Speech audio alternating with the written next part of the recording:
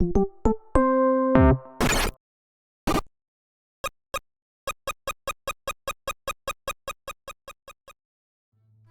it's Ipie. You know what the world needs right now? Another roguelike. I've seen a lot of roguelikes around lately. In fact, many of the most acclaimed games in recent years are either roguelikes or roguelites.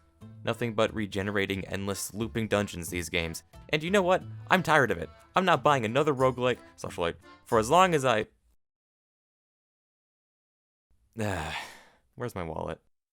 So I stumbled upon this game Dungeon Drafters not too long ago when I was looking for a game that had a card-based magic system. Don't ask why, it's a long story. And immediately, it caught my interest. I could talk about how and why I grew to love caster archetypes and magic in general and fantasy stories, but you don't have that kind of time. And frankly, neither do I. The long and short of it is, every time a game features a magic system as a primary focus, you know that I'm going to be watching it like a jellyfish watches... Maybe that was a bad analogy, but you know what I mean. In this game, was exactly what I was looking for. Now when I initially found it, I don't think I could have actually played it. I think I found it during its Kickstarter campaign, so it was before the demo was actually public. But now, it is.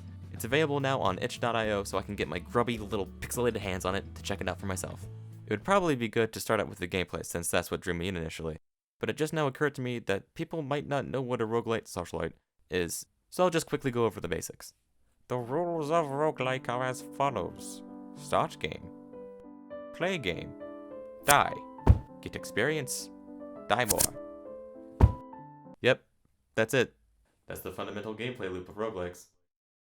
But in the case of roguelites specifically, you have an upgrade or something else that you can take into your next run. And in both cases, there's always an element of randomness, such as procedurally generated dungeon layouts. However, to up this randomness, Dungeon Drafters employs a common trope in roguelites, deck building. If that wasn't already obvious. In this demo, you have a preset deck of 52 cards, but in the full game you can customize it to your liking. I've always enjoyed card-based systems. I love how there's still some randomness that you're banking on whenever you draw, and when you get that perfect hand.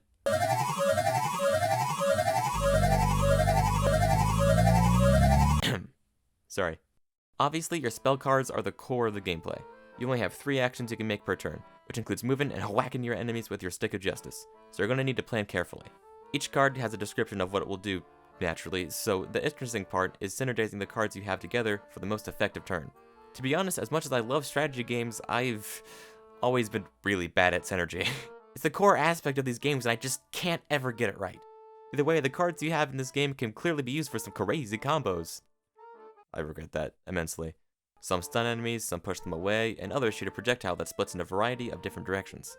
Positioning is the name of the game here, since all of your big damage spells are AoE attacks.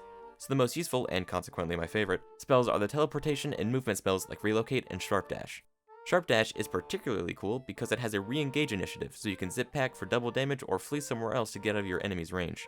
So this is what it feels like to play Fox in Smash Bros. The game also allows you to use these spells in interesting and out-of-the-box ways, which is always super satisfying.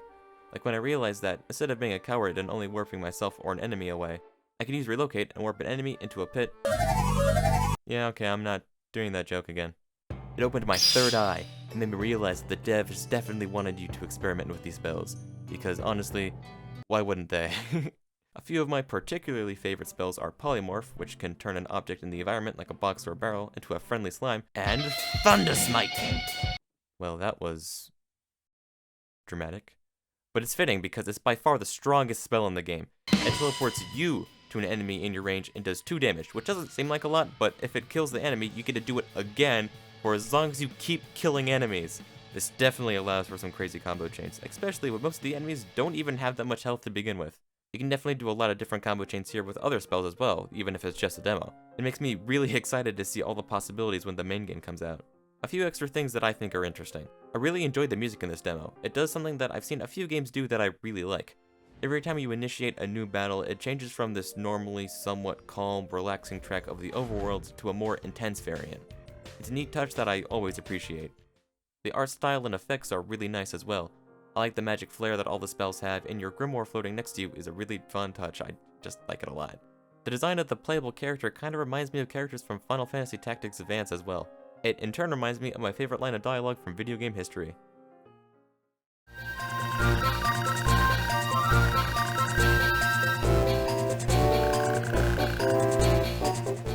I love direct translations. anyway, back to the actual game I'm talking about.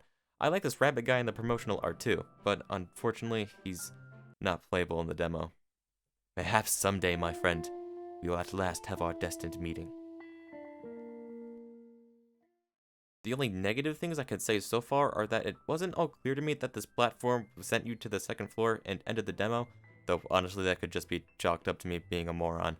And the fact that there was a glitch that this card and only this card would change to whichever card you hovered over last, but it only happened once.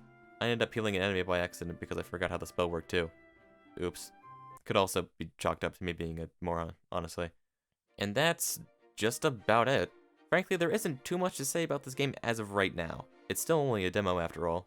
It doesn't have a release date locked in quite yet, but the Kickstarter does mention that it will initially be released on PC and on Switch, so you better keep your eyes peeled, folks. Speaking of that Kickstarter page, there's heaps of extra information that I didn't talk about here that are on that page. This was mostly about my brief time with the game's demo, so if you're interested in a game that revolves around magic and casting big ol' spells, or just roguelites in general, I would recommend checking that page out, even if it's just to download the demo.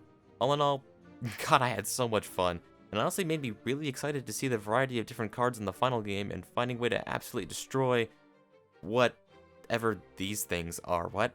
I had such a blast playing this demo. In fact, this game has inspired me to find out how to use magic cards myself. Not magic cards like the card game, the cards that are actually magic. So I bought some cards from this totally not sketchy dealer that can somehow deliver packages into a hollow realm, and they just came in. I'm gonna make my first draw right now, and